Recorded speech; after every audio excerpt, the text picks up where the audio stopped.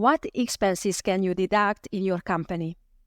When is something a business expense and when is it not? In today's episode, we'll provide the answers to these questions, so stay tuned.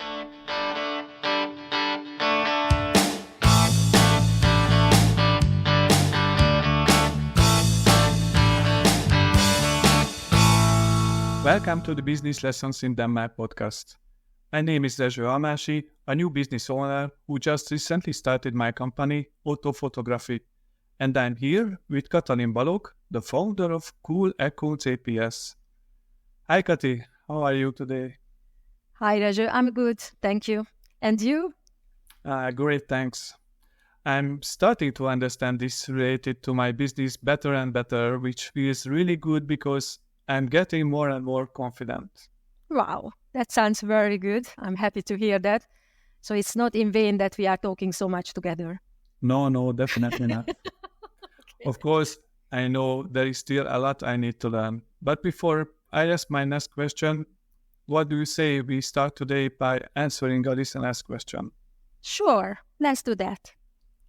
One of our dear listeners, Ildikó Bokor, asked what all those different things on the payslip mean. Oh, that's a really good question. I used to be an employee too, and I got a payslip, but it looked Chinese to me, even though it was in Danish. Ah, okay. I see. It's actually not so complicated as it seems at first glance, but let's take a look. Good. I've just pulled out an old payslip. Are they all the same? Danish payslips can differ, but certain things should appear on all of them. The payslip usually shows the employee's name and identification number, such as their personnel number or employee ID. Yeah. Yes, I see that. Then there is something called lönnperiod and something called dispositionsdatum. Mm-hmm. The lönnperiod is the pay period, which is usually monthly or bi-weekly.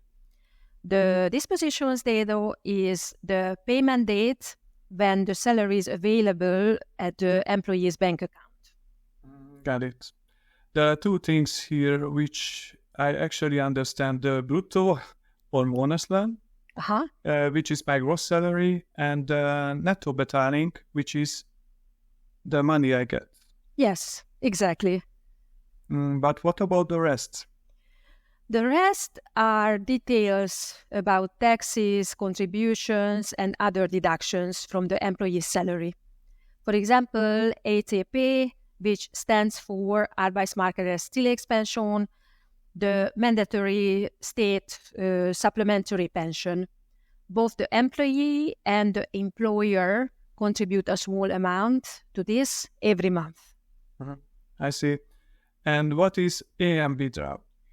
EM-bidrag stands for Arbetsmarknadsbidrag, which means labor market contribution. Its purpose is to cover labor market-related costs, such as unemployment benefits, training or retraining costs, and so on. I see.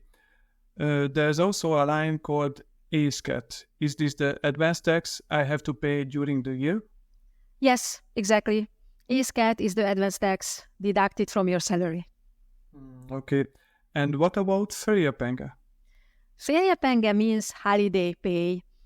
This line shows how much holiday pay you have earned that month. When you go on holiday, you won't receive your salary, but you can use your earned holiday pay instead. Yes, I'm familiar with that. Well, there's a lot more at the bottom of the page, but I think these were the main things. Yes, sure. Well, I hope we answered the question of our listener well enough. So, Rezső, what will be our topic today? What has been keeping you up at night recently? Well, Kati, there is something that has been bothering me from the beginning, and I wanted to ask you about this for a long time. Oh, okay. Go ahead. So, Kati, I really would like to know what expenses I can deduct in my company. Oh, okay. I had the feeling you would ask this because this is one of the most common questions I get. Let me start with the main rule. According to Danish law, you can deduct expenses that are directly necessary to secure, maintain, and acquire your company's income. Wow, that sounds very formal. Can you translate that into simple language? Sure. A simple formulation would be that you can't write off your personal expenses in your company when deciding whether an expense is a business expense or a personal expense. You need to see if it is directly necessary to secure, maintain, and acquire your company's income, and then think about which category it belongs to, business expense or personal expense. Let's take an example. If my wife and I really travel to Paris finally, can I deduct that trip as a business expense in my company? I thought of this example because the trip could actually be very beneficial for my business in Paris. I could get a lot of new impressions, which could give me a new inspiration as a photographer. And I would probably take a few photos as well. So my business will do much better when I return because I can throw myself into work with new energy. At first glance, this sounds very convincing. But the answer is unfortunately no. You cannot deduct that trip as a business expense in your company because it has more of a personal character and is not directly necessary to acquire your company's income. Then we will postpone the Paris trip. Oh, Rezső, do not postpone the trip because of this. There might be other positive effects of it, don't you think? Yes, you're right. But then, okay, what expenses can I deduct in my company? Well, let's look at the most common expenses. The first is material costs. Though I'm not sure how relevant this will be for you, in the past, a photographer used a lot of special chemicals and materials for developing photos, but nowadays, in this digital world, this is probably not the case. Yeah, you are totally right. But my photography equipment is still very expensive. Yeah, I believe it. Well, that's actually a very good example right away, because you can deduct your equipment as a business expense. If they are very, very expensive, you might not be able to deduct them all at once. Maybe you will have to spread it through several years, as you also use them for several years. But the costs of equipment is a typical business expense, so it can be deducted in your business. Well, that's very good news already. What else? For example, employee costs. I know you don't have an employee just now, but if you will have an assistant, maybe later, their salary and contributions can be deducted as a business expense. Sounds good. All good news. Thank you. You are welcome. The next common expense is marketing and advertising costs. Good that you mention it, because at the beginning, when I didn't have much work, I thought about putting up an ad on Facebook. Could that have been deducted as an expense? Yes, absolutely. Or any other type of advertising. But let's continue. Often there are expenses related to business premises. You mentioned yourself that you were thinking about a downtown studio.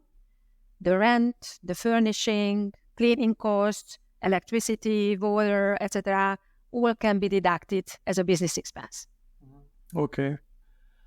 And what about the car? If I finally buy a company car, then the operating cost will be deductible, right? Right, exactly. I was about to mention that. This would be the next common and perfectly legitimate expense to deduct.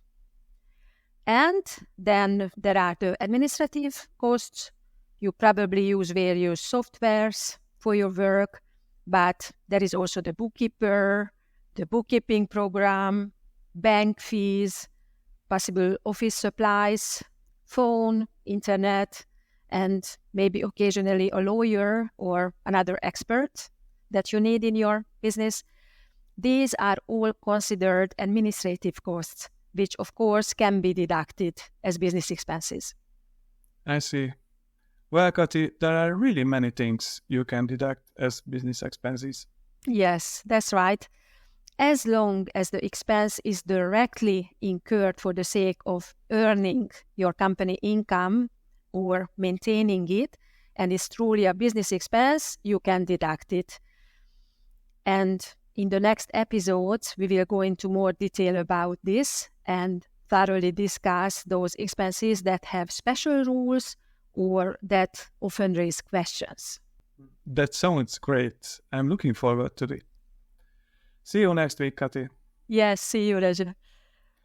Today's episode was puzzled by Cool Accounts ApS. If you want to take your business to the next level, then contact us through our website www.accounts.cool.